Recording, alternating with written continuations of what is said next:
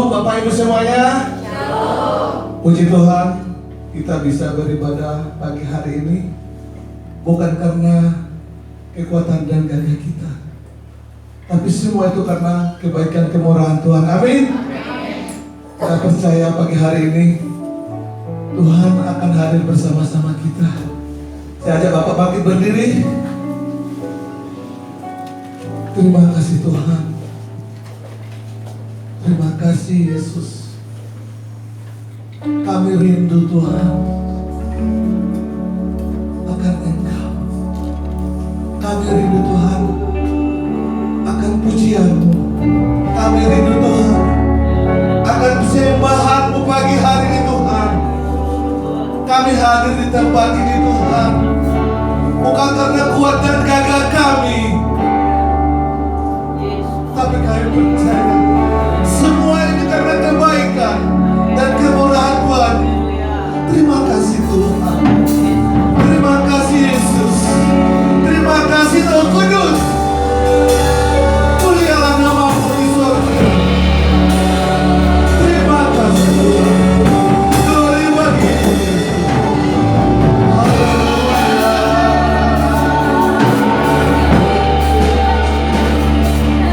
Haleluya.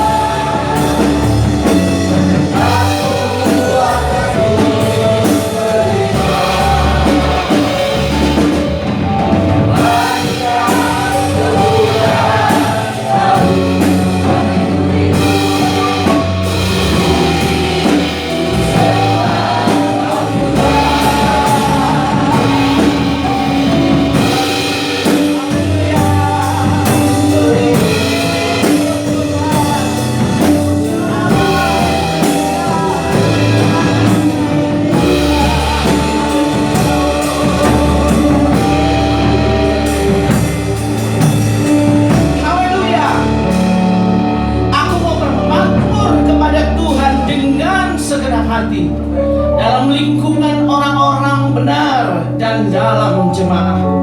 Besar perbuatan-perbuatan Tuhan, layak diselidiki oleh semua orang yang menyukainya. Agung dan semarak pekerjaannya dan keadilannya tetap untuk selama-lamanya. Perbuatan-perbuatannya yang ajaib dijadikannya peringatan. Tuhan itu pengasih dan penyayang. Diberikan rezeki kepada orang-orang yang takut akan Dia. Dia ingat untuk selama-lamanya akan perjanjiannya. Mari kita mengangkat tangan bersama-sama. Haleluya. Dan katakan terpujilah Allah. Haleluya. Syukur Tuhan. Terima kasih Bapa. Terima kasih Tuhan. Kami mau bermasmur menaikkan haleluya di tengah-tengah orang benar dan di antara kumpulan jemaah. Sebab perbuatanmu besar. Engkau Allah yang memberikan kami rezeki dan pertolongan bagi orang-orang yang mengandalkan Engkau. Terpujilah Allah. Mari kita bersorak-sorai bagi Allah kita. Terpujilah Tuhan. Terima kasih Bapa. Terima kasih. Haleluya.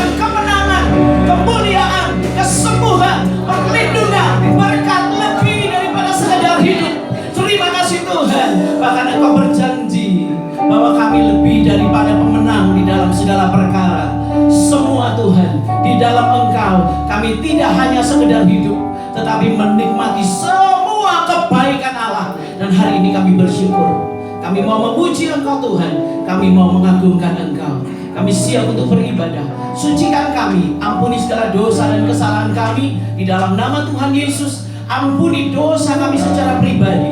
Ampuni dosa kami sebagai satu keluarga. Ampuni dosa kami sebagai satu gereja. Ampuni dosa kami sebagai orang Indonesia.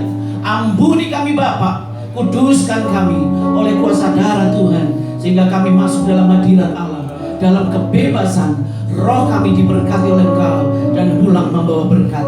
Terima kasih Bapa. Di dalam nama Tuhan Yesus kami siap untuk menerima berkat Allah. Katakan haleluya 3 kali dan amin. Haleluya.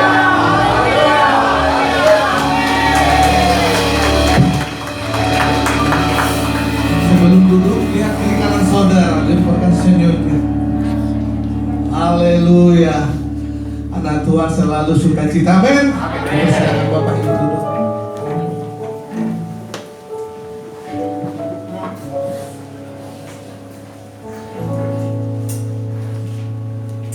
Puji nama Tuhan, kita percaya sampai hari ini anak-anak Tuhan masih diberikan kesehatan jasmani maupun rohani.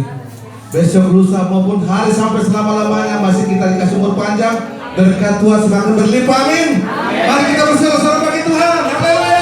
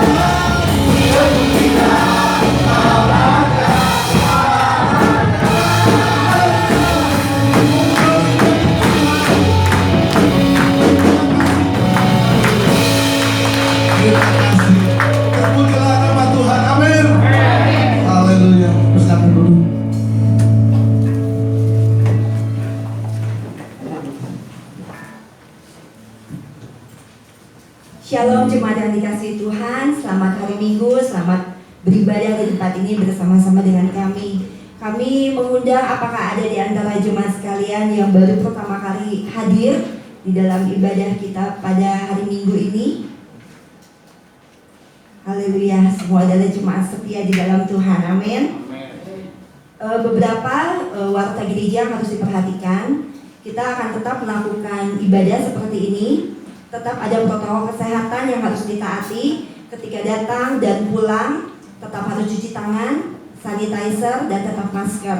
Dan tetap menjaga jarak juga untuk anak-anak supaya kita bisa memberitahu kepada anak-anak bahwa mereka juga tetap harus menjaga jarak dan tetap mengikuti protokol kesehatan.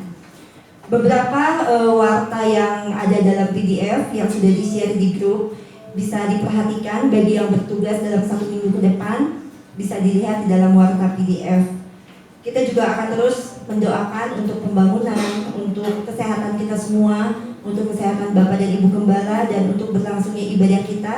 Karena kita tidak tahu kedepannya akan seperti apa, new normal itu seperti apa kelanjutannya.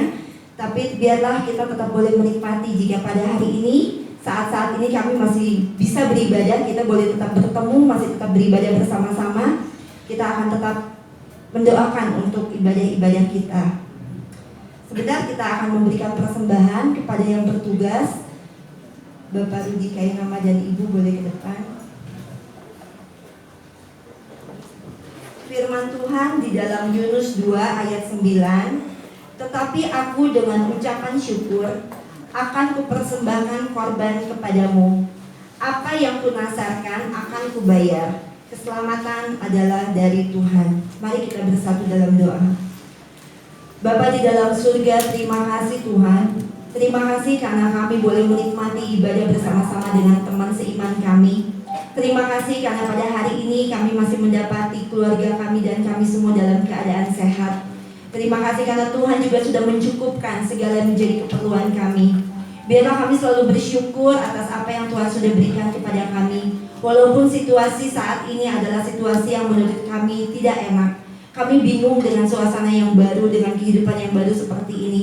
Perekonomian yang masih bingung, yang masih belum normal. Tapi kami percaya Tuhan punya rencana yang indah untuk kami. Ketika kami hanya mengandalkan Tuhan, ketika kami hanya berpegang kepada janji Tuhan, dan kami terus fokusnya dekat kepada Tuhan, kami percaya Roh Kudus akan terus menuntun dan kami boleh mendengar suara-Mu dengan jelas.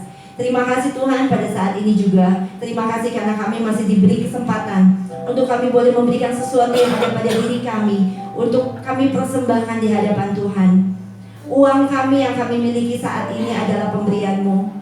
Mungkin ada janji-janji ketika kami ingin memberikan sesuatu di hadapan Tuhan, ketika ada nasar, ketika ada kerinduan di hati kami, ketika kami mengucap kami ingin memberi di hadapan Tuhan. Ampuni kami ketika kami mungkin menunda atau lupa akan janji kami. Ampuni kami ya Bapa. Tapi biarlah kami tetap boleh mempunyai kemampuan untuk kami boleh memenuhi janji kami itu. Karena kami percaya apapun yang kami berikan di hadapan Tuhan itu tidak pernah kembali sia-sia. Karena Engkau yang akan memberkati setiap anak-anak-Mu yang memberi dengan tulus dan kerelaan hati. Terima kasih Tuhan Yesus, berkati tangan-tangan yang memberi pada hari ini.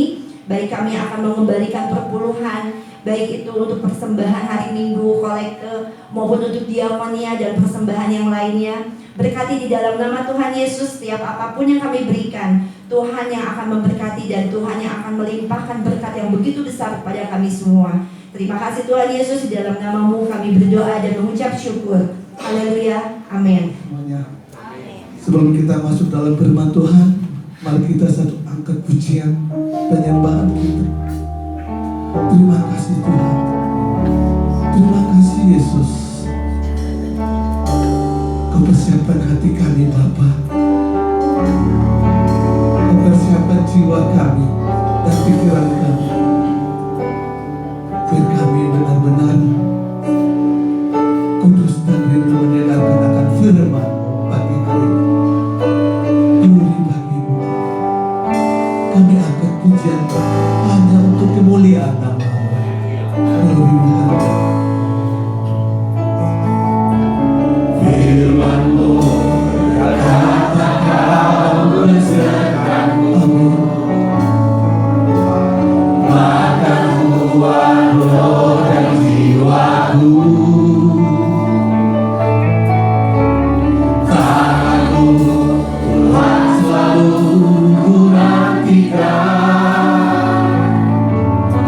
setiap langkahmu percaya dengan sayangku, ku akan terbang tinggi di tengah badai hidup. Ku tak menyerah, kau kekuatan dan perlindungan bagiku. Pertolonganku di depan bahaya tinggi, ku mengangkat tanganku, aku berserah, kau ku nantikan, kau yang ku sembah, Yesusku, Rajaku. Firman-Mu bagi kami. Akan kau besertamu. Amin. Bawa Tuhan doa jiwamu. Benar Tuhan.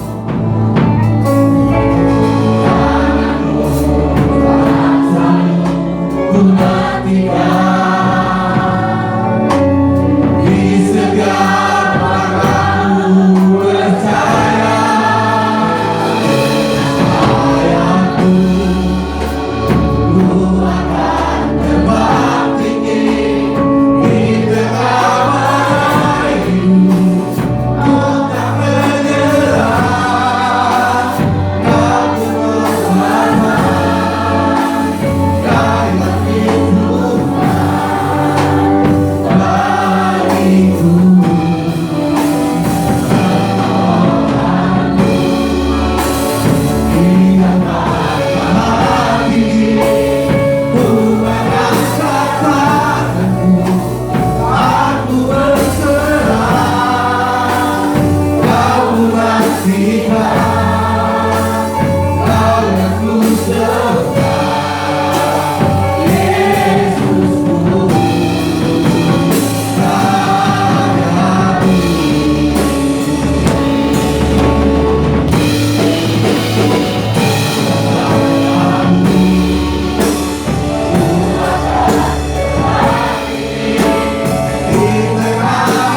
Di tengah badai hidup, kau tak menyerah, aku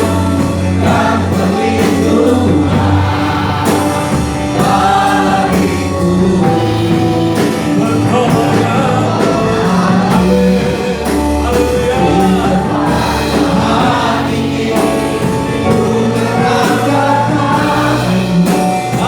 Aku berserah,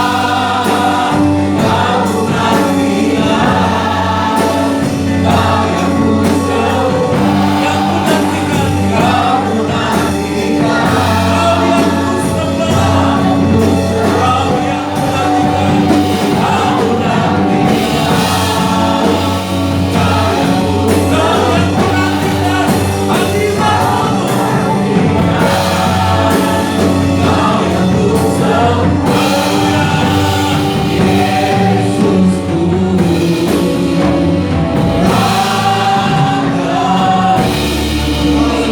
Haleluya, haleluya Tuhan, haleluya, haleluya. Kami menantikan jamahan dan hadirat-Mu Tuhan. Mari hadir di tengah-tengah kami untuk mengurapi dan memberkati kami, untuk berikan selalu pengharapan-pengharapan yang besar. Pengharapan di dalam Tuhan tidak pernah mengecewakan kepada kami Tuhan. Karena kami adalah orang-orang yang dipilih oleh Tuhan. Kami adalah orang-orang yang dikasih oleh Tuhan. Kami adalah orang yang diperhatikan oleh Tuhan. Engkau adalah Tuhan kami. Engkau adalah gembala kami. Engkau adalah segala-galanya bagi kami Tuhan.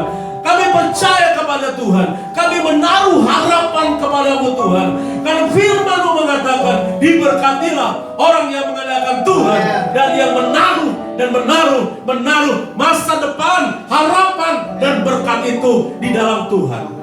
kami akan tetap kuat di dalam Tuhan. Kami akan tetap bertahan menghadapi kehidupan ini, karena kami tahu Engkau beserta dengan kami. Berkat dan pengurapan oleh firman-Mu dan oleh Roh Kudus turun atas kami semua. Terpujilah nama Tuhan. Tutup bungkus tubuh, jiwa, dan roh kami, hati kami, pikiran kami ditutup bungkus oleh kuasa darah Yesus, sehingga hati dan pikiran kami tidak melayang-layang, tetapi fokus kepada Engkau berbicara kepada kami pada pagi hari ini. Terima kasih Tuhan, terima kasih Tuhan. Kuasa setan, kuasa iblis, kuasa kegelapan yang berusaha untuk mencuri firman Tuhan, kami hancurkan, patahkan dalam nama Yesus. Keluar dari rumah ibadah ini, karena tempat ini sudah dikuduskan bagi Tuhan. Segala kemuliaan bagi Tuhan. Dalam nama Yesus kami berdoa, amin. Silakan kembali saudara-saudara.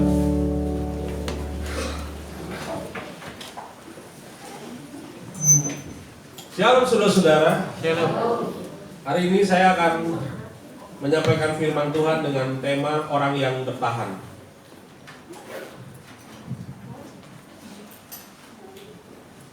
Di dalam Matius pasal yang ke-24 ayat yang ke-13, firman Tuhan berkata, tetapi orang yang bertahan sampai pada kesudahannya akan selamat.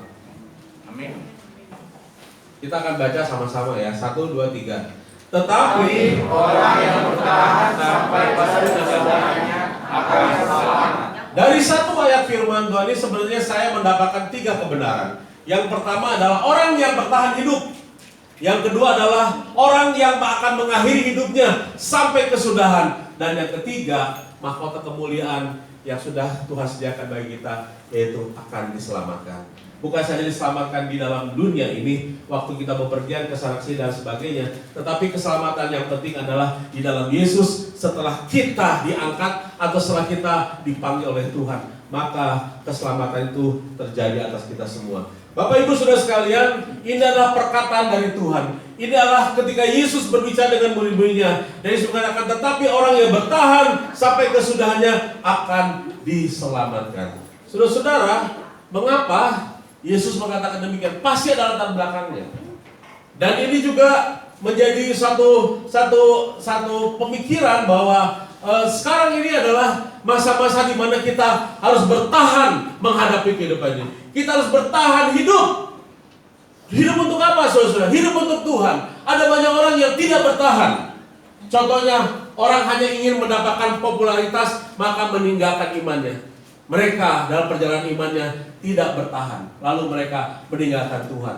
Lalu mereka murtad. Lalu mereka beralih kepada keyakinan yang lain.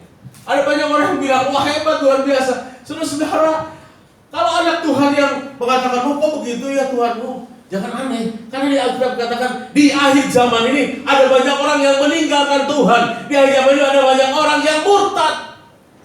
Karena mereka nggak tahan menghadapi hidup ini, melihat kemewahan, melihat jabatan. Ada banyak orang-orang yang anak-anak Tuhan yang dikasih jabatan, mau kamu jabatan ini, tapi dengan syarat.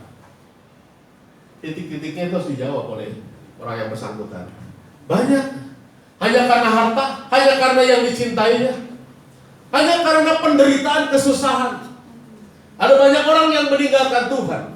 Walaupun mungkin tidak beralih kepada agama keyakinan yang lain, tetapi mereka tinggal di rumah.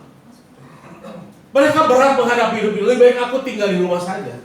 Sama seperti bangsa Israel, ketika mereka akan dibawa oleh Tuhan keluar dari tanah Mesir, mereka mengatakan, lebih baik aku menjadi hamba saja di sini daripada aku keluar dari tanah Mesir dan aku menderita kesusahan. Baru saja beberapa hari meninggalkan tanah Mesir, mereka bersyukur-syukur dan mereka mengatakan, lebih baik aku kembali saja ke tanah Mesir, lebih baik aku bahagia menjadi budak. Wow, saudara-saudara, siapa yang mau jadi budak? Menjadi budak dosa, menjadi budak manusia. Kita lebih baik dilepaskan, dibebaskan oleh Tuhan, karena itu adalah anugerah Tuhan yang besar, saudara-saudara. Ada banyak orang yang meninggalkan Tuhan karena nggak tahan menghadapi tekanan ini. Di Indonesia kemarin saya lihat ada 10,5 juta yang terinfeksi virus COVID-19. Lalu tadi malam kira-kira jam 11 saya lihat di berita sudah menembus angka 11 juta. 10,5 sekarang 11. Lalu setiap harinya yang meninggal saja udah hampir 500 ya. 500 100.000 bukan 500 juta. Dan angka pertambahan itu selalu terus terjadi, yang banyaknya ada di Jakarta dan di Jawa Timur. Mengapa? Karena itulah akibat daripada mudik. Ya, orang bersentuhan dan sebagainya, lalu mereka mulai terinfeksi. Nah, saudara-saudara yang dikasih oleh Tuhan, ada banyak orang yang meninggalkan Tuhan, tidak bertahan. Wah, mereka bersembunyi, takut, datang ke gereja takut. Mereka takut, saudara-saudara. Tapi sebenarnya saudara adalah orang-orang yang cukup berani, ya, cukup berani. Waktu saya lihat awalnya, wah, sekarang malahan kursinya kurang, saudara-saudara. Ya, kita doakan agar nanti ke depannya mungkin kita bisa ibadah yang ketiga di minggu sore. Itu tidak terlalu kemungkinan bisa terjadi. Nah, saudara-saudara yang dikasih oleh Tuhan, saya bangga kalau saudara orang-orang yang tetap bertahan dalam iman dan juga bertumbuh dalam iman, dalam keyakinan, pengharapan kepada Tuhan. Kita tidak tahu keadaan apa yang terjadi. Karena tahun 1918 itu pernah terjadi namanya virus Spanyol, dan selama 2 tahun membunuh 20 juta manusia di muka bumi. Nah, kalau dipikir-pikir saudara-saudara, orang fokus kepada virus COVID-19. Tetapi nanti saya mau katakan kepada saudara, akan ada 1/3 manusia mati di muka bumi. Mari kita lihat. Coba tolong slide paling belakang ya. Tolong paling belakang. Lebih baik saya majukan saja ya. Kita baca ya. Saya baca nih. Maka dilepaskannya keempat malaikat yang telah dipersiapkan bagi jam dan hari, bulan dan tahun, untuk membunuh 1/3 dari umat manusia. Kalau di dalam dunia ini ada 7 miliar manusia, jadi yang akan mati berapa? 1/3-nya berapa? 2,25. Berapa? 2 juta? 2 miliar? 2,25. Itulah 2 miliar lebih, 2,2. Ini kata firman Tuhan. Lalu yang berikutnya, oleh ketiga malapetaka ini dibunuh 1/3 dari umat manusia, yaitu oleh api dan asap dan belerang yang keluar dari mulutnya. Saudara-saudara, 1/3, 7 miliar, akan ada 2 miliar lebih manusia akan mati. Jangan fokus kepada virus corona, jangan. Coba pikirkan, setiap hari orang yang ketabrak berapa orang, setiap hari orang yang kena serangan jantung, yang sakit. Pikirkan, berapa orang yang meninggal karena mungkin peperangan satu negara dengan negara yang lain. Nggak ada apa-apanya. Virus COVID-19 itu nggak ada apa-apanya. Bayangkan saudara-saudara, tapi dengan virus ini, semua orang mengalami ketakutan. Semua orang takut datang kepada Tuhan, semua takut untuk beraktivitas. Saya sebenarnya mau kasih saudara satu gambaran. Ada yang bisa mengalahkan virus COVID-19. Saudara melihat, ini kita lihat videonya.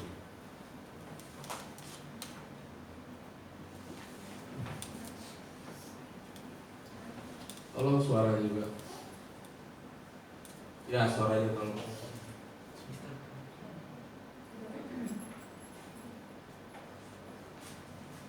Dimulai ulang lagi aja suaranya.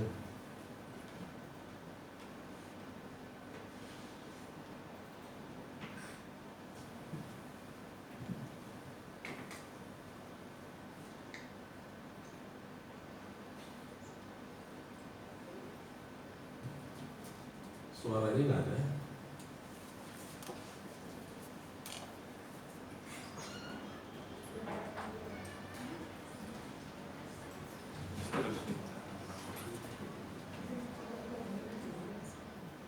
Coba tolong.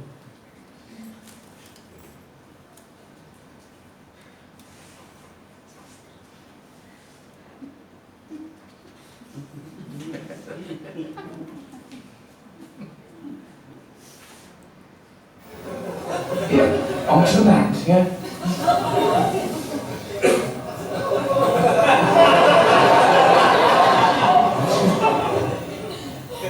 There we are. Yeah, and the other foot, yeah.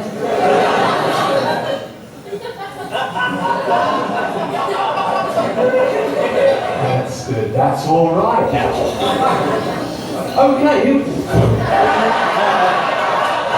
Just come back onto the mat. There we go. It's all right. First the bow. Yeah. Oh, all right, and then I take hold. It's all right. Just try. Just calm down, right? Just stand there. That's it. No one's good there. That's good. Okay. Sorry, bow. Yeah. Just one big bow, then the throw. Okay, so one, then.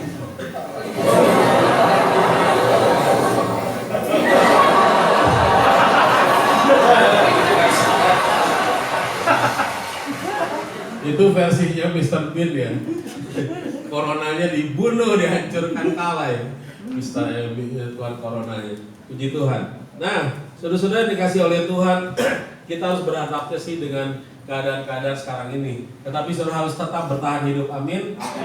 Firman tadi itu dilatar belakangi ketika Yesus duduk di atas bukit Zaitun. Datanglah murid-muridnya kepadanya untuk bercakap-cakap sendiri dengan dia. Kata mereka, katakanlah kepada kami. Jadi ketika Yesus berfirman, ketika Tuhan Yesus berkata kepada murid-muridnya, inilah ayat yang melatar belakangi mengapa Tuhan mengungkapkan firman itu kepada mereka. Ketika mereka mengatakan, katakanlah kepada kami. Ada 3 pertanyaan yang dilantarkan oleh murid-muridnya kepada Yesus. Yang pertama, katakanlah kepada kami. Pertama, bila manakah itu akan terjadi? Bila mana, kapan Tuhan akan datang? Kapan dunia ini akan berlalu? Yang kedua adalah, apakah tanda kedatanganmu? Itu pertanyaan yang kedua. Lalu, tanda kesudahan dunia. Kapan itu terjadi? Lalu kapan engkau datang yang kedua kali? Lalu yang ketiga adalah tanda kesudahan dunia. Inilah yang melatar belakang mengapa Yesus akhirnya mengatakan, tetapi orang yang bertahan sampai pada kesudahannya akan diselamat.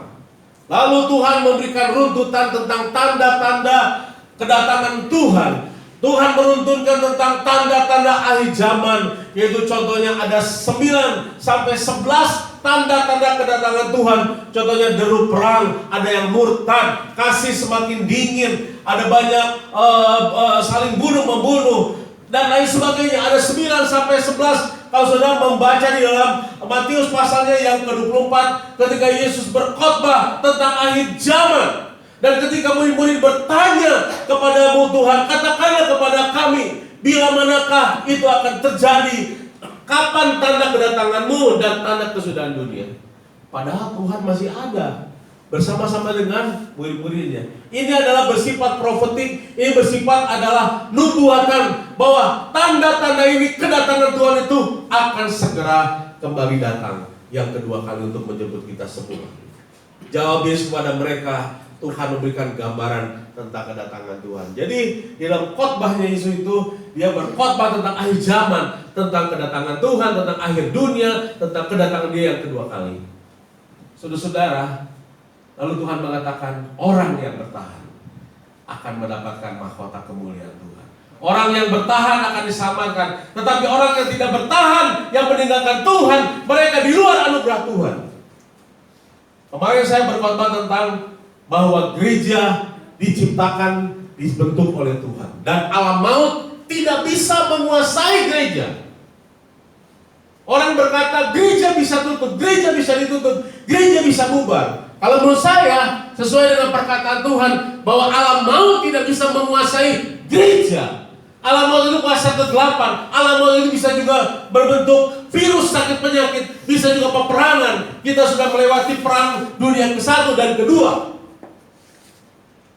Gereja sudah melewati masa-masa 2000 tahun yang lalu. Gereja sudah terbukti bahwa 2000 tahun berjalan masa sejarah gereja, dan gereja tidak ditutup. Gereja tetap ada, gereja tetap bertumbuh, gereja di dunia tetap ada, saudara-saudara. Orang bilang dihambat tetapi merambat. Saudara ada bagian dari gereja, gak mungkin gereja itu ditutup, gak mungkin gereja itu bubar.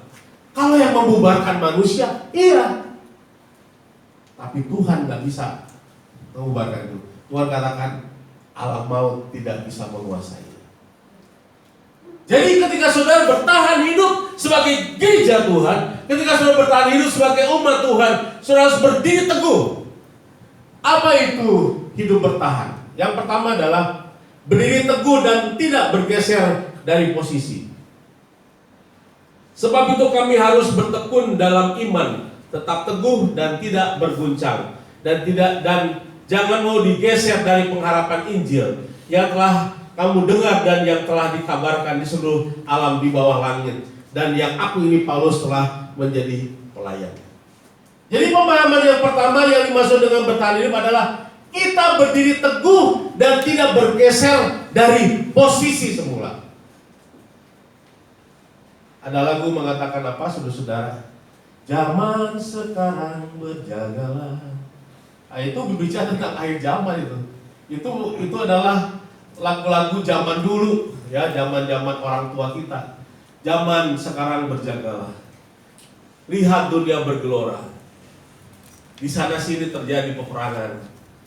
Ya, tapi sebagai anak Tuhan, umat Tuhan harus berdiri teguh dan tidak bergeser dari posisi kita sebagai anak Tuhan. Jangan kita meninggalkan Tuhan, jangan kita punya status berubah dari anak Tuhan menjadi anak dunia, jadi anak Tuhan menjadi anak iblis. Tadinya hidup dalam anugerah Tuhan, sekarang hidup di luar anugerah Tuhan karena meninggalkan Tuhan. Yang kedua, orang yang bertahan adalah orang yang tidak putus harapan. Adalah seorang perempuan yang sudah 12 tahun menderita dan pendarahan, dan yang tidak berhasil disembuhkan oleh siapapun. Tetapi ketika perempuan itu mendengar ada Yesus, ketika perempuan itu menjamah jubahnya Yesus, akhirnya perempuan itu mengalami mujizat. Hanya memegang ujung jubah Yesus, maka wanita yang 12 tahun mengalami pendarahan seketika itu juga berhenti pendarahan. Tapi saudara-saudara, 12 tahun berjalan itu gak mudah. Ada banyak anak Tuhan yang maunya instan, minta doa kepada Tuhan, minta jawaban dengan segera, dengan instan, malah dengan ancaman. Kalau Tuhan gak jawab doa saya mau mundur, meninggalkan Tuhan. Saya gak mau melayani, saya gak mau kasih persembahan, apalagi mau ngasih persepuluhan. Sorry lah Tuhan, aku ini lagi marah sama Tuhan. Tuhan ngerti aja lah saya. Saudara-saudara, ada banyak orang seperti itu. Saya kadang-kadang lihat orang yang umurnya udah 50 tahun ke atas masih aja ngambek-ngambek sama Tuhan. Saya pikir malu ya dengan umur ya. Banyak anak-anak Tuhan yang luar biasa, yang bertumbuh luar biasa, yang kuat, yang kokoh. Karena apa? Mereka adalah orang-orang yang tidak pernah putus harapan. Tidak putus harapan. Jadi harapan itu selalu ada, saudara-saudara. Tuhan selalu menolong kita tepat pada waktunya, indah pada waktunya Tuhan. Yang ketiga adalah orang yang tidak undur dari Tuhan. Sebab sangat sedikit waktu lagi dan Ia yang akan datang. Ini bicara tentang akhir zaman.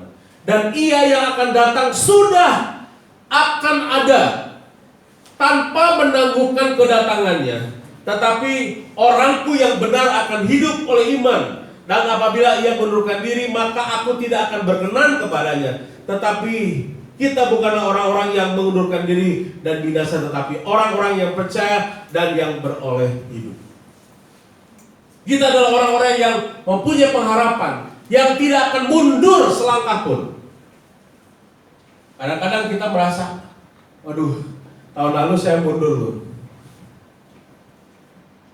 Tahun ini, tahun 2020 saya akan tetap maju. Saya nggak mau alpa, saya nggak mau mundur dari Tuhan. Saya mau tetap maju, apapun, tantangan apapun, saya mau tetap maju di dalam Tuhan. Saudara-saudara, jangan mundur.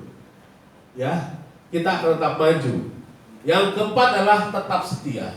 Tetapi engkau, hai manusia Allah, jauhilah semuanya itu, kejarlah keadilan, ibadah, kesetiaan, kasih, kesabaran dan kelembutan. Bertandinglah dalam pertandingan iman yang benar dan rebutlah hidup yang kekal. Untuk itulah engkau telah dipanggil dan telah engkau ikrarkan ikrar yang benar di hadapan banyak saksi. Tetap setia. Tetap setia di dalam Tuhan. Saudara yang dikasih oleh Tuhan, apapun yang terjadi, tantangan apapun yang terjadi, himpitan, tekanan apapun yang terjadi, saudara tetap setia. Itu menandakan bahwa saudara orang yang bisa bertahan dalam hidup ini, bertahan menghadapi keadaan apapun, saudara-saudara. Kalau saudara mendengar mungkin di sana sini orang mulai mengeluh, mungkin orang berpikir, aduh bisnis saya sepi, atau usaha saya sepi dan sebagainya. Itulah tekanan-tekanan hidup, saudara. Tetapi Tuhan katakan bertahanlah sampai pada kesudahannya. Ada goal, ada sasaran, ada yang akan kita capai sebagai anak Tuhan. Yang pertama adalah yaitu tentang pengetahuan yang benar, kesatuan iman, kedewasaan penuh, dan kepenuhan Kristus. Ini adalah ayat di mana gereja itu punya goal. Goalnya adalah ayat ini, saudara-saudara. Sampai kita semua telah mencapai kesatuan iman dan pengetahuan yang benar tentang anak Allah, kedewasaan penuh, dan tingkat pertumbuhan yang sesuai dengan kepenuhan Kristus. Jadi kita semua orang-orang yang tetap bertahan kuat dan bertumbuh dalam Tuhan, saudara harus mengejar 4 hal ini. Yaitu kesatuan iman. Imannya jangan berpecah, jangan berpisah. Satu iman, dalam keluarga satu iman, suami istri satu iman, dengan orang tua, dengan anak satu iman. Kesatuan iman, kesatuan keyakinan, pengharapan dalam Tuhan. Yang berikutnya adalah pengetahuan yang benar tentang kebenaran-kebenaran Allah. Yang ketiga adalah kedewasaan penuh. Ini yang agak sulit, saudara-saudara. Kita kadang-kadang sulit untuk dewasa di dalam Tuhan. Jangan sampai kita tetap menjadi kanak-kanak, tetapi kita belajar untuk bertumbuh. Goal kita adalah kedewasaan penuh di dalam Tuhan dan kepenuhan Kristus. Ini adalah goal kita sebagai anak Tuhan.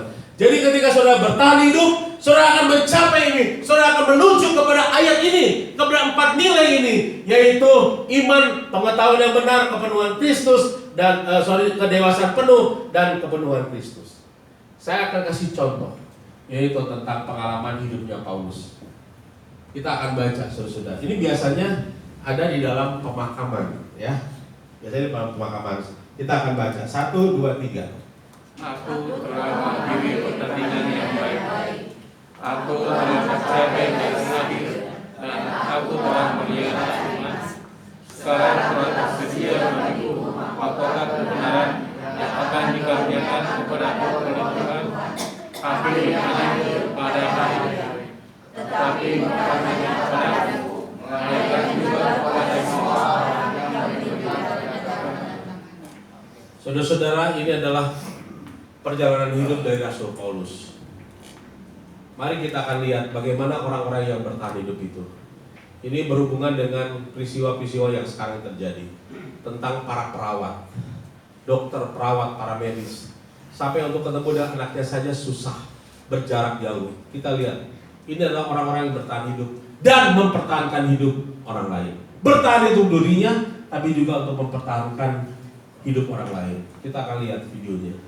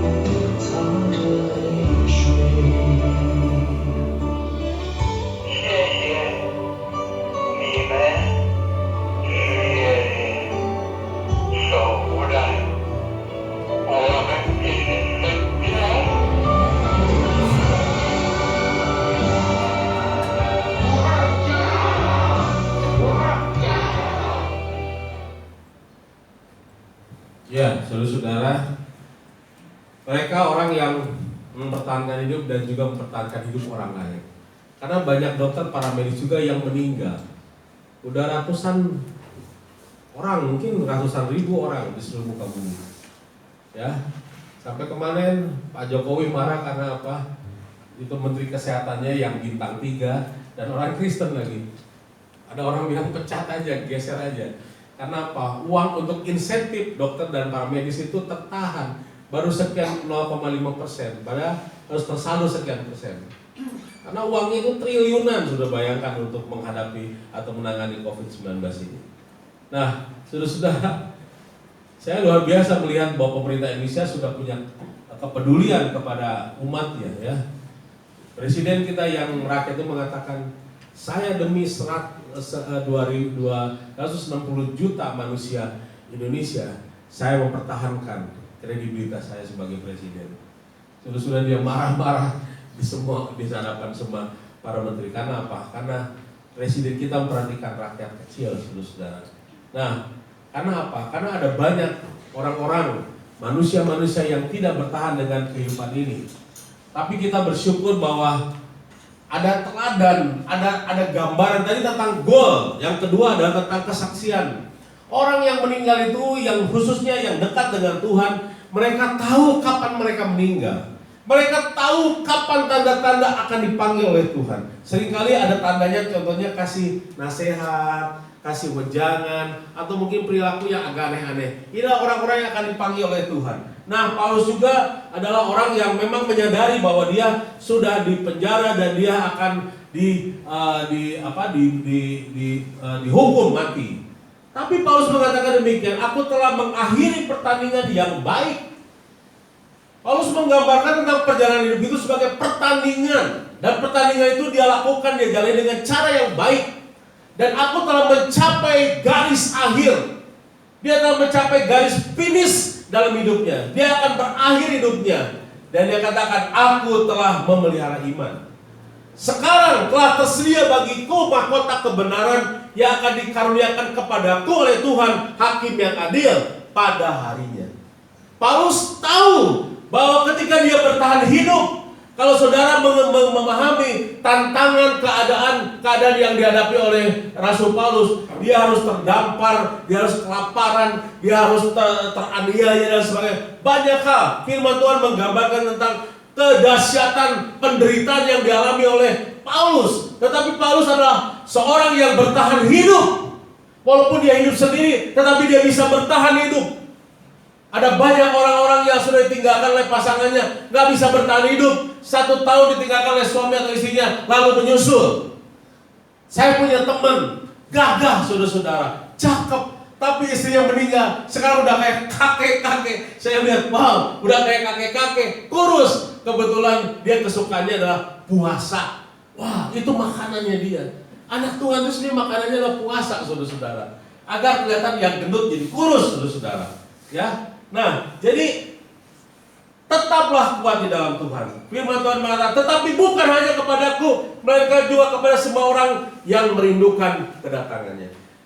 Bapak, Ibu, saudara sekalian yang merindukan kedatangan Tuhan, itu pun akan diberikan mahkota kemuliaan Tuhan, kebenaran yang dikaruniakan oleh Tuhan kepada kita sekalian. Yang ketiga adalah selamat Anda menanti. Ini yang luar biasa. Saya mendapatkan firman Tuhan yang ini, yang 7. Sebelumnya itu cuma hanya tambahan saja. Selamat Anda menang. Pemenang itu akan diberikan ucapan selamat.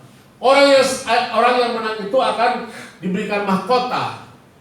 Dan Tuhan mengatakan demikian di dalam kitab Wahyu. Selalu kata-kata itu selalu katakan demikian. Siapa bertelinga, hendaklah ia mendengar. Nah, sekarang sebelum saya menyampaikan 7 hal dengan cepat saja, saya mau kasih tahu, meyakinkan saudara. Coba pegang telinga kiri kanan saudara. Jangan sebelah, nanti takut dari satu, udah hilang telinga saya. Kiri kanan, ada telinga nggak? Ada. Masih terpasang dengan baik? Masih mau dengar firman Tuhan? Mari saudara-saudara, karena Tuhan mengatakan, ini kitab Wahyu, kitab profetik, kitab tentang akhir zaman yang mengatakan, siapa bertelinga hendaklah ia mendengar. Jadi saudara yang tadi pegang telinga, telinga saya dua-duanya masih ada. Jadi saudara harus mendengar, hendaklah ia mendengarkan. Ada 7 janji surgawi. Yang pertama adalah barang siapa menang. Barang siapa menang, ia akan kududukan bersama-sama dengan aku di atas tahtaku, sebagaimana aku pun telah menang dan duduk bersama-sama dengan Bapakku di atas tahtanya. Siapa yang belum pernah jadi pimpinan di sini? Siapa yang belum pernah ngedudukin tahtanya Pangeran Charles atau Ratu Elizabeth? Siapa yang belum pernah dudukin kursinya Jokowi? Nanti saudara di surga melebihi kursi yang ada. Amin. Tuhan mengatakan, aku yang telah menang. Jadi saudara harus yakin dan percaya bahwa Yesus adalah Tuhan kita. Dia Allah kita, Dia yang menang. Orang bilang, dia mah gak disalib, ini dan sebagainya. Itu mah rekayasa manusia. Saudara-saudara yang dikasih oleh Tuhan, firman Tuhan mengatakan, sebagaimana aku telah menang. Ini kata Tuhan, sebagaimana aku telah menang dan duduk bersama-sama dengan Bapakku di atas tahta.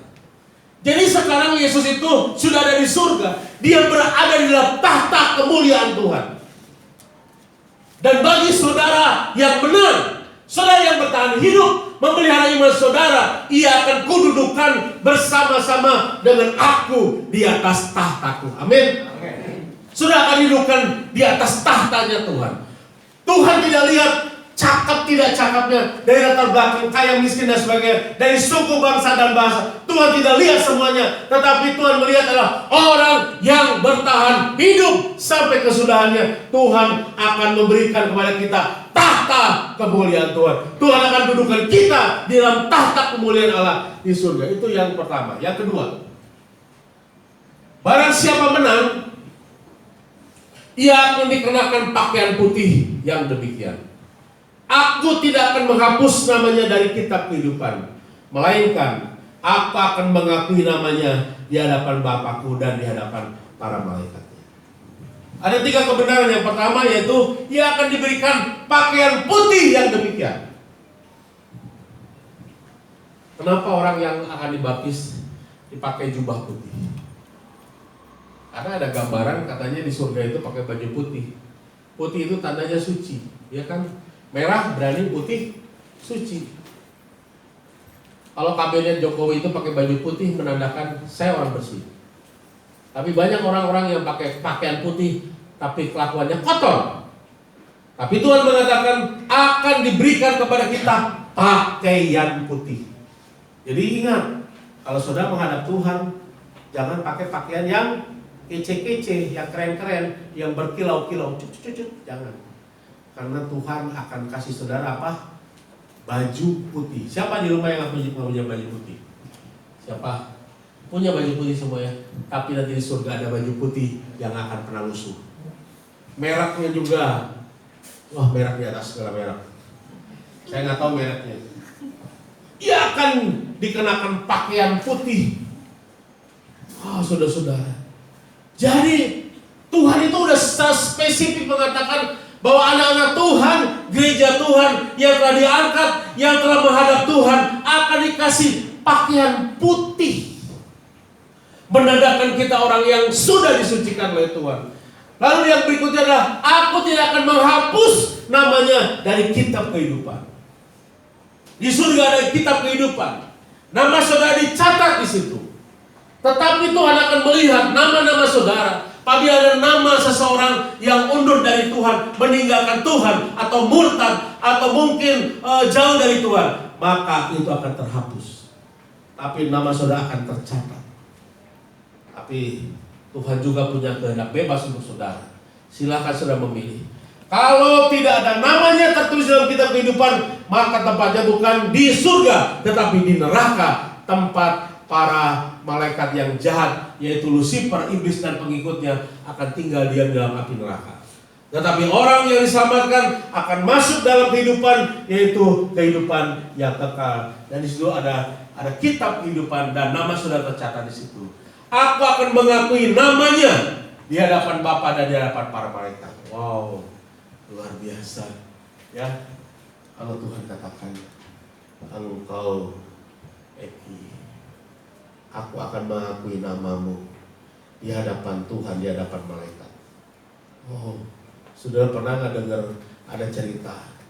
Dia bukan anak saya, dia bukan suami saya, dia bukan papa saya, karena dia membuat saya susah, dia membuat saya menderita. Aku tidak mengakui dia sebagai ayah saya, aku tidak mengakui sebagai ibu saya.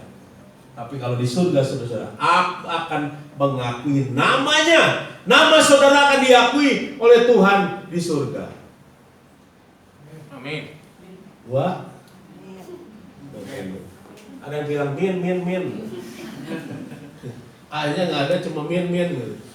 Yang aminnya jelas itu cuma 2. Yang ketiga adalah barang siapa menang, ia akan kujadikan soko guru di dalam bait suci Allahku, dan ia tidak akan keluar lagi dari situ, dan padanya akan kutuliskan nama Allahku, nama kota Allahku, yaitu Yerusalem baru yang turun dari surga dari Allahku, dan namaku yang baru. Ia akan kujadikan soko guru di bait Allahnya Tuhan. Wow, luar biasa. Menjadi orang yang hebat, luar biasa. Menjadi soko guru, menjadi penasehat yang luar biasa, penasehat yang ajaib. Karena Yesus adalah penasehat yang ajaib, Bapa yang kekal, Raja damai. Di dalam baitnya, di Tuhan di surga, Tuhan menjadikan kita soko guru. Ia tidak akan keluar lagi dari situ. Gak akan bisa keluar. Kalau orang udah masuk surga, hidup kekal bersama dengan Tuhan. Kalau orang masuk neraka boleh keluar nggak? Nggak bisa. Di neraka tinggal sama-sama dengan setan, dengan pengikutnya, dengan nabi-nabi palsu, akan hidup kekal. Lalu orang tanya, Pak, di neraka bisa mati nggak? Nggak bisa mati. Nggak bisa rehat dulu nggak? Disiksa? Nggak bisa. Nggak bisa, saudara-saudara. Orang udah neraka, dia hidup menderita di neraka. Siapapun yang membunuh, yang menusuk, yang menghancur, menembak kepala sekalipun, nggak akan mati. Ngangkat, belatung-belatung, binatang-binatang yang biasanya ada di dalam kematian ada di neraka. Neraka itu mengerikan, saudara-saudara. Dulu saya pernah berpikir, masuk neraka ya udah, mungkin bisa diampuni sama Tuhan. Setelah saya mengerti kebenaran, yang namanya neraka itu gak ada kematian. Itu yang mengerikan, saudara-saudara. Orang sampai yang namanya, sudah pernah lihat orang yang melalui pergumulan yang begitu berat, saking pergumulannya berat, dia gak bisa nangis lagi. Yang dia lakukan adalah tertawa seperti orang gila. Nah, di neraka itu ada banyak orang yang tertawa, terbahak-bahak karena penderitaannya yang berat. Penderitaan apapun di muka bumi ini Tuhan akan mengeluarkan saudara. Tapi Tuhan ingin agar kita jangan masuk kepada api neraka. Di sana nama saudara ada. Di sana tubuh saudara ada. Jiwa saudara pun ada di neraka apabila kita meninggalkan Tuhan. Semua orang anak-anak Tuhan yang murtad meninggalkan Tuhan akan ada di sana, tertulis dan tinggal di neraka selama-lamanya. Tetapi Tuhan mengatakan, akan kutulis nama Allahku, nama Allah kota Allahku, yaitu Yerusalem baru. Ia tidak akan keluar lagi dari surga. Itu janji Tuhan bagi orang yang hidup, bertahan dan mengalami kemenangan. Kan Tuhan katakan, barang siapa yang menang. Yang keempat, barang siapa menang. Semua diawali dengan barang siapa bertelinga hendak mendengar. Lalu diawali dengan kata barang siapa menang. Yang keempat, barang siapa menang, dia akan kuberikan makan dari pohon kehidupan yang ada di taman Firdausnya Allah. Saudara-saudara, kita tahu bahwa Adam dan Hawa berhadapan dengan pohon kehidupan. Mungkin nanti di surga ada pohon kehidupan. Dia akan memberikan kepada kita makan dari pohon kehidupan. Makan roti atau makan sesuatu dari pohon kehidupan. Karena kehidupan ini memberikan kehidupan, memberikan nyawa, memberikan energi kepada saudara. Itulah tempat saudara di surga. Ada kehidupan di dalam pohon itu, saudara-saudara. Yang kelima, barang siapa menang dan melakukan pekerjaanku sampai kesudahnya, kepadanya akan kuaruniakan kuasa atas bangsa-bangsa. Kita dikasih otoritas oleh Tuhan untuk menguasai bangsa-bangsa. Karena dalam kerajaan 1000 tahun, saudara dengan Kristus akan memerintah bangsa-bangsa di muka bumi ini. Orang mengatakan di mana itu kerajaan 1000 tahun? Kerajaan 1000 tahun ada di muka bumi ini. Tetapi yang memerintah itu adalah Tuhan Yesus dan kita umat Tuhan. Dan melakukan pekerjaanku, kata Tuhan. Jadi kalau sudah melayani Tuhan, mengasihi Tuhan, lakukan pelayanan itu dengan sebaik-baiknya, lakukan pekerjaan Tuhan sebaik-baiknya sampai kesudahannya. Lalu Tuhan katakan, kepadamu akan kukaruniakan kuasa atas bangsa-bangsa. Termasuk juga di muka bumi ini, saudara-saudara. Makanya kita harus jadi kelas dunia, bukan kelas lokal. Ya, ada ayam broiler, ada ayam kampung, ada ayam negeri. Ya, jadi kita juga mau kelasnya kelas apa, saudara-saudara? Yang keenam, barang siapa menang, ia tidak akan menderita apa-apa oleh kematian. Yang kedua, ini tentang kehidupan kekal. Yang keenam adalah barang siapa menang, ia tidak akan menderita. Orang yang udah masuk surga nggak akan menderita, akan hidup senang bahagia, nggak akan ada kematian. Di neraka pun nggak ada kematian, tetapi menderita. Di surga juga tidak ada kematian, tetapi bahagia hidup kekal. Yang ketujuh, yang terakhir, barang siapa menang, kepadanya akan kuberikan dari mana yang tersembunyi, dan aku akan mengaruniakan kepadanya batu putih yang di atasnya tertulis nama baru yang tidak diketahui oleh siapapun selain orang yang menerimanya. Haleluya. Waktu saya baca firman Tuhan ini luar biasa. Tuhan juga suka batu akik rupanya. Siapa di sini yang suka batu akik? Jadi Tuhan kasih kepada saudara batu putih. Udah pakaian putih, terus baju putih, batu putih. Lalu ada nama saudara. Wah, luar biasa. Dikasih batu, dikasih baju putih, lalu ada nama. Nanti nama saudara mungkin diganti ya. Di surga nama saudara dipanggil sebagai apa? Mungkin kira-kira ini gambaran, hanya gambaran saya, bukan kata saya. Tapi kira-kira ini hanya berilustrasi saja. Bahwa saudara akan pakai baju putih, akan dikasih baju putih, dan saudara kasih nama yang lain. Luar biasa saudara-saudara. Jadi mari kita akan bertahan hidup sampai kesudahan. Tuhan mengatakan demikian. Di dalam Wahyu 3 ayat yang ke-16 ini ayat yang sangat menakutkan kalau buat saya. Kita lihat di dalam penutup.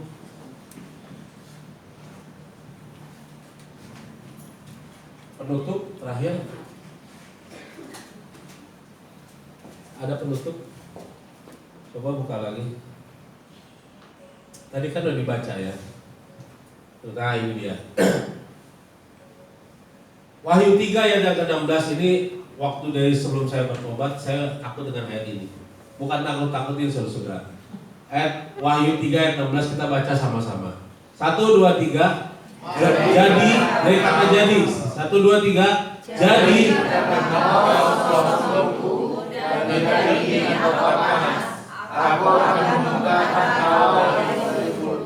Nah, ini ayat yang sangat menakutkan buat saya. Jadi saudara-saudara, Tuhan kasih pilihan, suam-suam kuku atau panas. Saudara tahu suam-suam kuku? Anget, ya. Suam-suam kuku itu anget. Jadi jangan ambil jadi anak Tuhan yang anget-anget aja. Anget-anget dan angot-angotan. Ya. Bertobat dan apa? Kumat. Tobat, kumat. Tobat, kumat. Tobat, kumat. Itu namanya Kristen tobat, dan kumat. Ini ada Kristen suam-suam kuku. Enggak dingin, enggak panas, anget. Nah, orang yang suam-suam kuku ini, yang setengah-setengah, kalau telur boleh setengah matang. Kalau beras nasi setengah matang, enggak bubuk, enggak jelas. Anak Tuhan yang suam-suam kuku, panas enggak, dingin enggak, Tuhan katakan, aku akan memuntahkan. Bayangkan Tuhan aja muak melihat anak-anak Tuhan yang suam-suam kuku. Tuhan katakan, aku akan memuntahkan. Mengerikan saudara-saudara. Kalau Tuhan memuntahkan murka, kalau Tuhan memuntahkan semua kepada orang-orang seperti itu, ketika Tuhan menghukum orang seperti itu. Jadi nasihat saya, jangan jadi anak Tuhan yang suam-suam kuku. Panas enggak, dingin enggak. Tuhan mengatakan di akhir zaman akan ada orang yang suci semakin suci, orang yang cemar semakin cemar. Lalu Tuhan mengatakan, lihat aku beri di muka pintu dan mengetuk jika ada orang yang mendengar suaraku. Tuhan selalu mengetuk pintu. Ketuk pintu hati. Sudah, kalau mau jujur, saat-saat sekarang ini adalah saat-saat yang hebat luar biasa.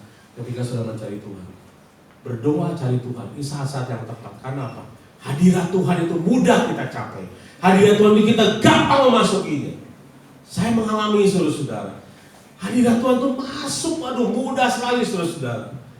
Penjangkauan jiwa mudah sekali.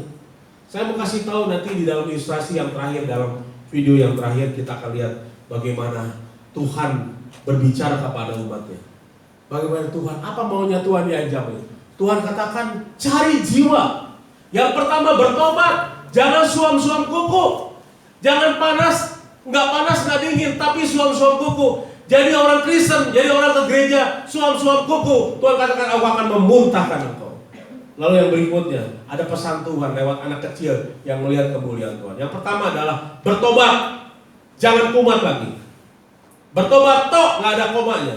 Bertobat. Yang kedua, cari jiwa sebanyak-banyaknya. Yang ketiga adalah Tuhan akan datang kembali. Kita akan lihat videonya ini. Ini adalah penglihatan seorang anak dari Nigeria kalau nggak salah. Umur 12 tahun mendapatkan penglihatan. Ya, suaranya.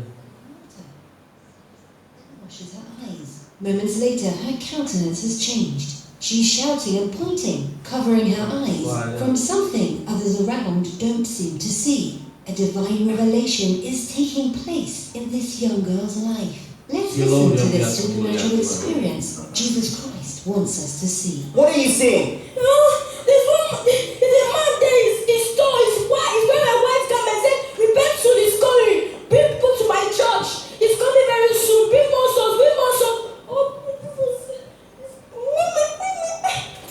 You mean you're right now, the lights, the brightness is so much. Yes, angels, 24 elders is there, bound down, singing holy, holy is the Lamb. Yes, it's the storm. His face is shining. I can't even see my eye. Repent, it's coming soon. I want to say, my eye. Repent is coming soon. Yes, repent is coming soon. Win more souls for me in the church. Win more souls.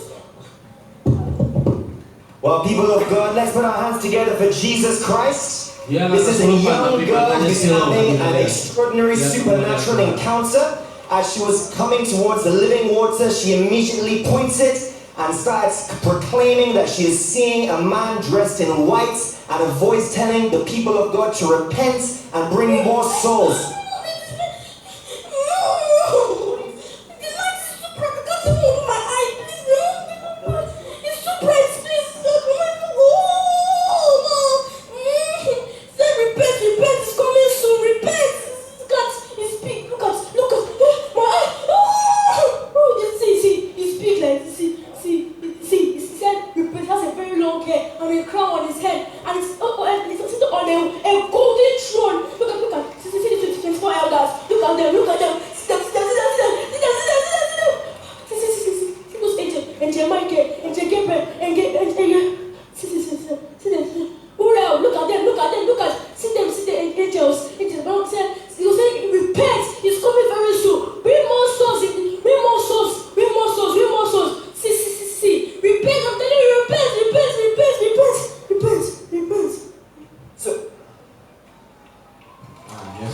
Watch your screen.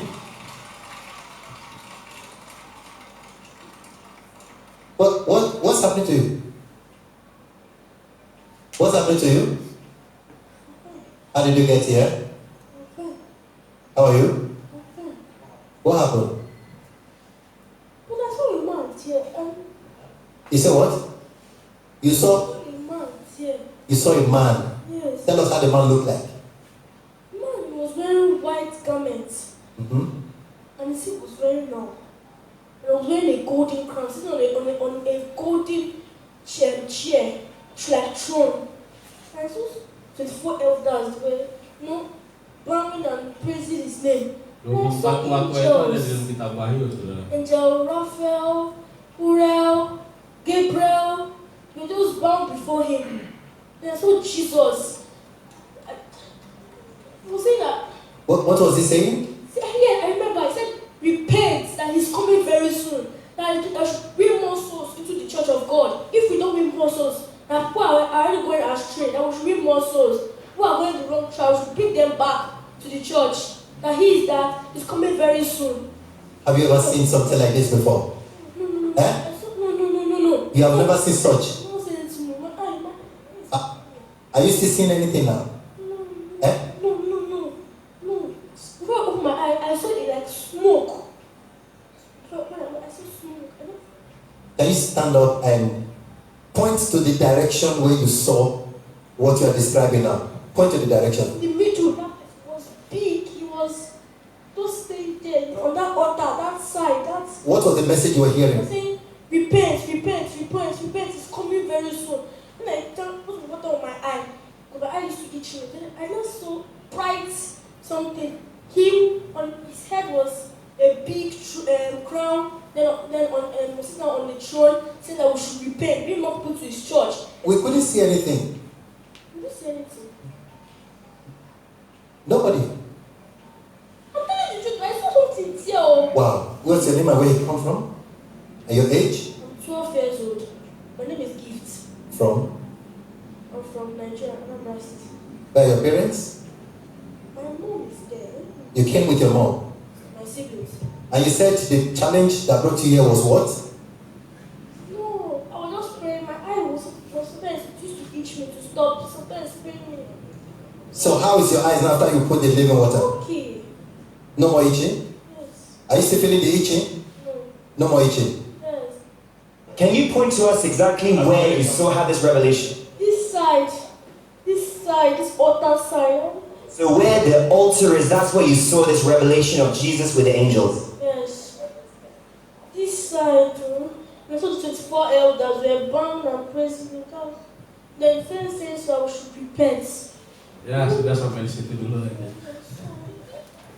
Saudara, ini adalah kesaksian dari seorang anak 12 tahun dari Nigeria. Dia sebenarnya datang ke satu tempat kayak tempat kesembuhan. Di situ seperti ada air gitu, air kayak di sungai kolam Siloam, ya. Jadi di situ ada air karena dia mengalami sakit mata, gatal dan sakit mata. Jadi ketika diambil air, diusapkannya, matanya sembuh, gak gatal lagi. Lalu dia dapat penglihatan seperti itu.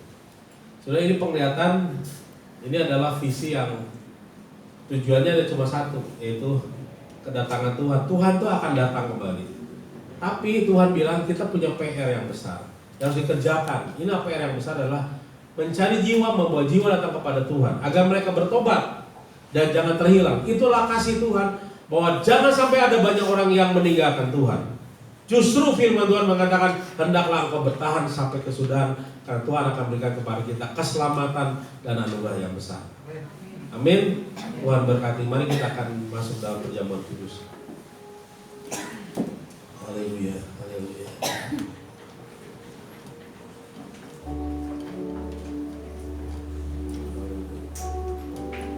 Haleluya. Saudara masing-masing berdoa kepada Tuhan untuk renungan firman Tuhan, untuk perjamuan yang akan kita ambil bersama-sama. Haleluya. Haleluya. Haleluya. Oh, haleluya. Haleluya. Terima kasih Tuhan. Terima kasih. Terima kasih Bapak. Bapa kami dalam surga, kami datang kepadamu. Kami membawa hidup kami kepada Tuhan, ke dalam tangan Tuhan. Engkau yang memiliki hidup kami Tuhan. Saat ini kami akan bersama-sama mengambil bagian dalam sakramen perjamuan kudus. Kuduskan, sucikan, ampuni kesalahan dan dosa kami. Tahirkan kami, layakkan kami menjadi umat Tuhan, untuk bersama-sama mengambil sakramen perjamuan kudus ini. Roti adalah pelambang daripada tubuh Yesus yang tercabik-cabik hancur 2000 tahun yang lalu di atas kayu salib. Dan anggur adalah pelambang daripada darah Yesus yang mengalir dari Golgota untuk penebusan, untuk membenarkan semua orang yang berdosa. Tuhan, nyatakan kuasa-Mu, nyatakan kemuliaan-Mu. Apabila di antara kami ada yang lemah, yang sakit, Kau jamah sembuhkan oleh kuasa darah Tuhan Yesus. Urapi, berkati ibadah dan juga persekutuan perjamuan kudus ini. Di dalam nama Yesus kami berdoa. Haleluya. Amin. Kita akan mengambil bagian dalam perjamuan kudus ini.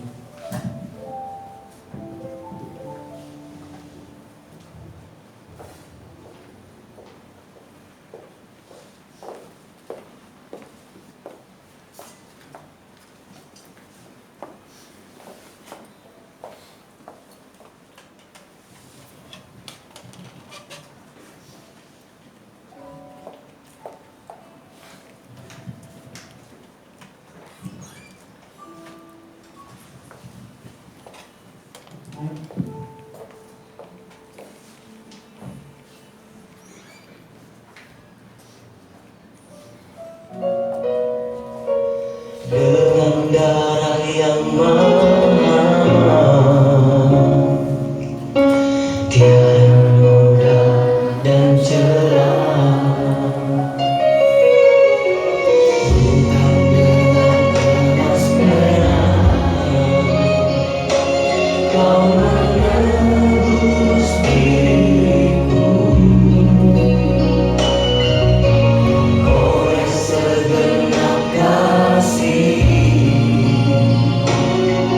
dan pengorbananmu, ku telah mati dan tinggalkan cara hidupku yang lama. Semuanya sia-sia dan tak berarti lagi. Hidup ini ku letakkan pada mezbahmu yang jadilah padaku seperti yang kau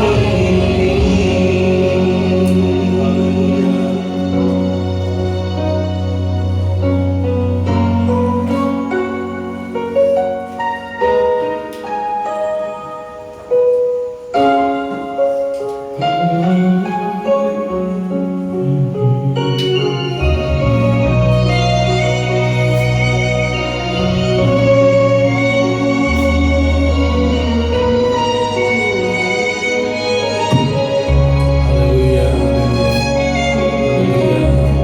Bapak Ibu yang telah menerimanya, mari kita bangkit berdiri bersama-sama. Naikkan pujian dengan sungguh-sungguh, haleluya. Kau menebus diriku, oleh segenap kasih dan pengorbananmu, ku telah mati dan tinggalkan cara hidupku yang lama. Semuanya sia-sia dan tak berarti lagi. Hidup ini ku letakkan pada mezbahmu yang luas. Jadilah padaku seperti yang kau ingini. Amin, haleluya, haleluya. Terima kasih Tuhan. Mari saudara-saudara kita menghormati tubuh dan darah Yesus. Oleh anugerahnya Tuhan mati bagi kita untuk mengasihi kita dan membenarkan kita semuanya. Haleluya, haleluya. Dengarlah firman Tuhan. Sebab apa yang telah kuteruskan kepadamu telah aku terima dari Tuhan, yaitu bahwa Tuhan Yesus pada malam waktu ia diserahkan mengambil roti, dan sesudah itu ia mengucap syukur atasnya. Ia memecah-mecahkannya dan berkata, inilah tubuhku yang diserahkan bagi kamu, perbuatlah ini menjadi peringatan akan aku. Kita akan makan roti ini dalam nama Yesus.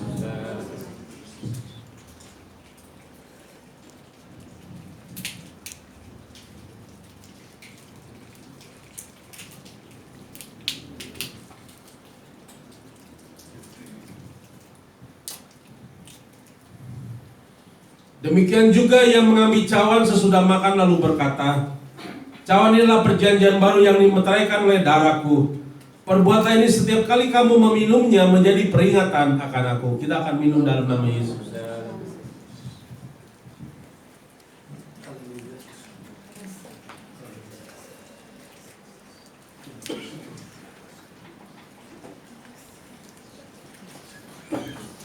Terima kasih Bapa, haleluya, haleluya.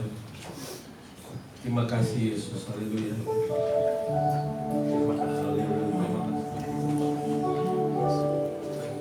Haleluya. Terima kasih Yesus.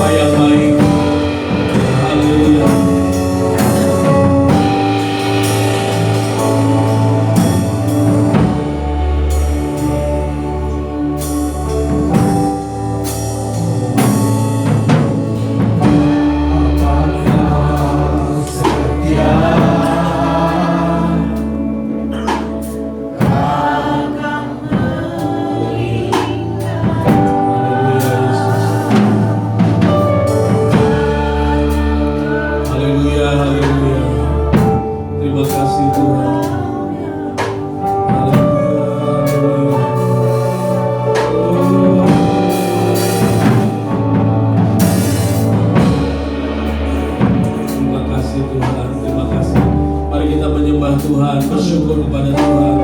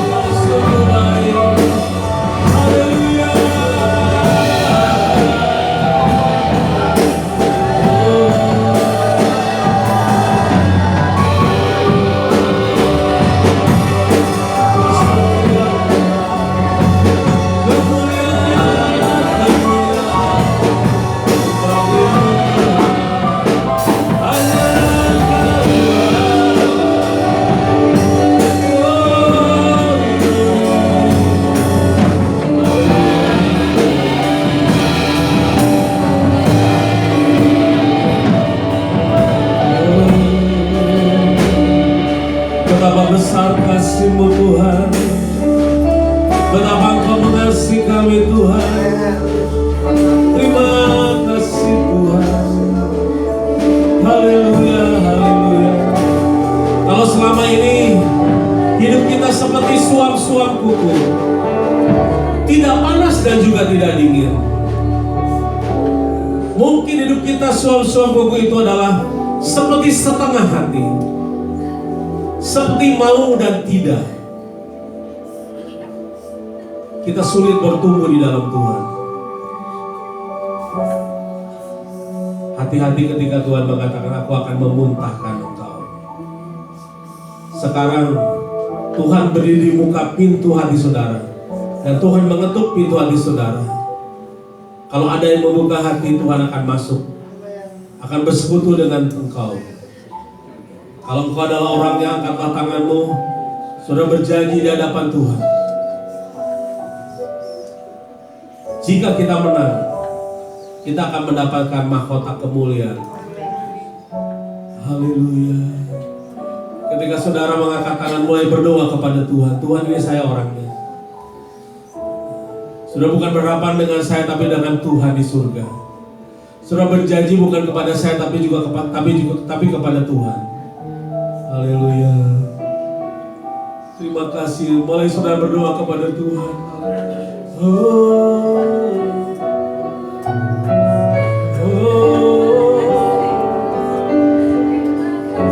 Terima kasih Tuhan. Mulai berdoa, berkomitmen kepada Tuhan. Haleluya, haleluya.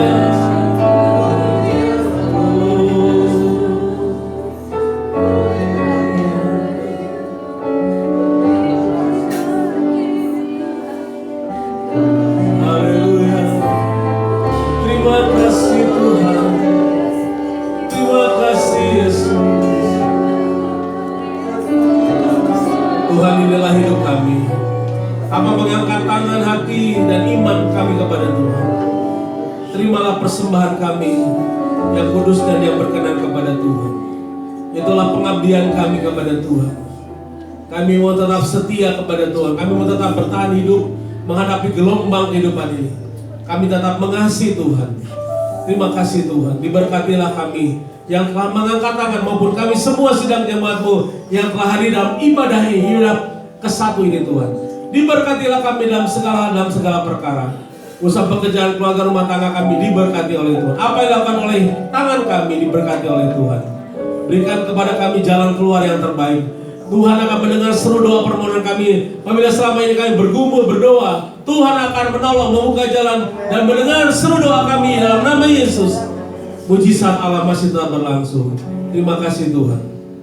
Kemuliaan hanya bagi Tuhan. Saudara, mari kita akan mengangkat kedua belah tangan kita demi berkat dari Tuhan.